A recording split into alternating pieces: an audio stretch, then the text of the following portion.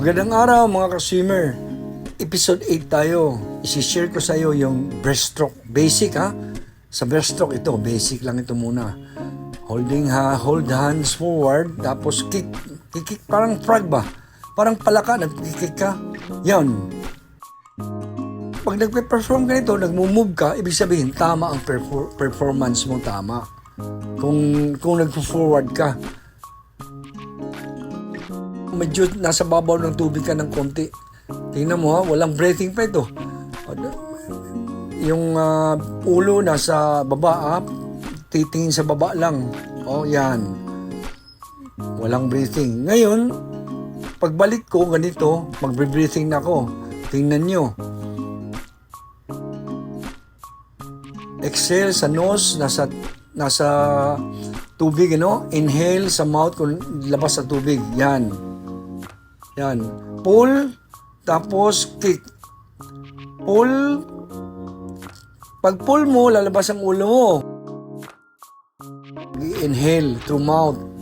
Tapos pagbaba mo, exhale ha, through nose. Pull, kick. Pull, kick. Yun lang. Pull, tapos kick. Habang nagpo-pull, lalabas ang ulo, tapos kick. Ano? Tingnan nyo ha, ganito.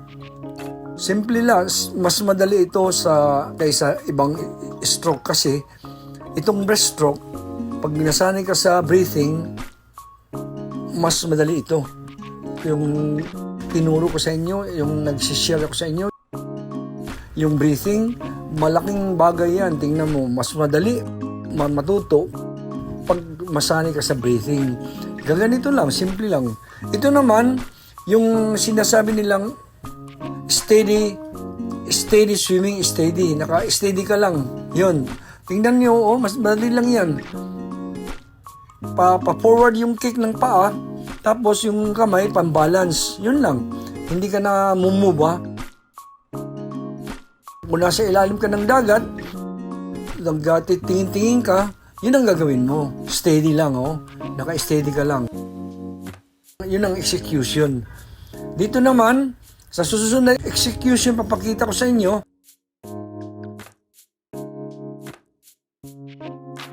Ito naman yung silent swimming, pero nag-move forward ka. Ganito, silent swimming yan. Parang wala kang maririnig.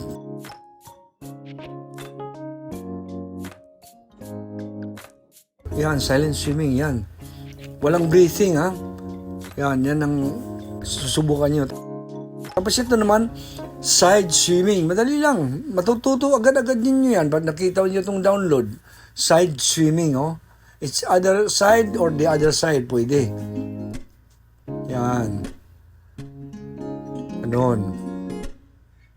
Kailangan matuto kayo niyan para mag-rescue kayo. Habang ang isa, nagpupul, ang isa, naghahawak ng ini-rescue nyo.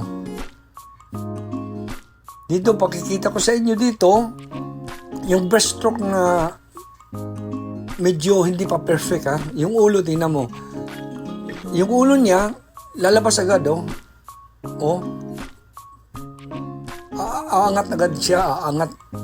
Okay naman ito, naka-perform na ako ng breaststroke. Pero, yung next na ipakikita ko sa inyo, naka-black swimming cap ako, yun ang parang okay na sa breaststroke.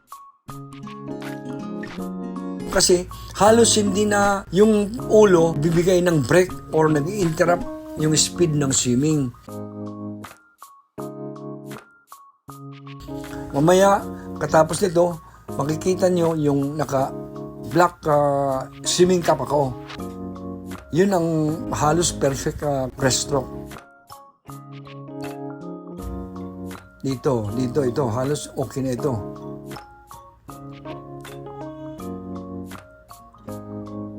Halos yung ulo, hindi bumalabas sa surface ng tubig. Halos, no?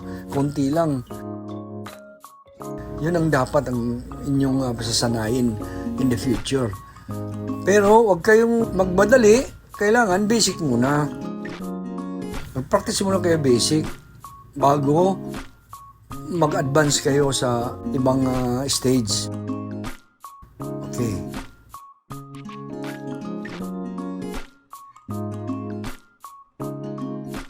Okay, ka-swimmer. Hanggang dito na lang muna.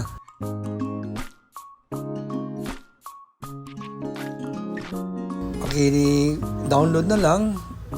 I-share niyo yung sharing ko. Tapos, see you sa episode 9 para illustrate ko yung breaststroke para mas maklaro sa whiteboard sa episode 9. God bless ha. Thank you. Salamat. Take care.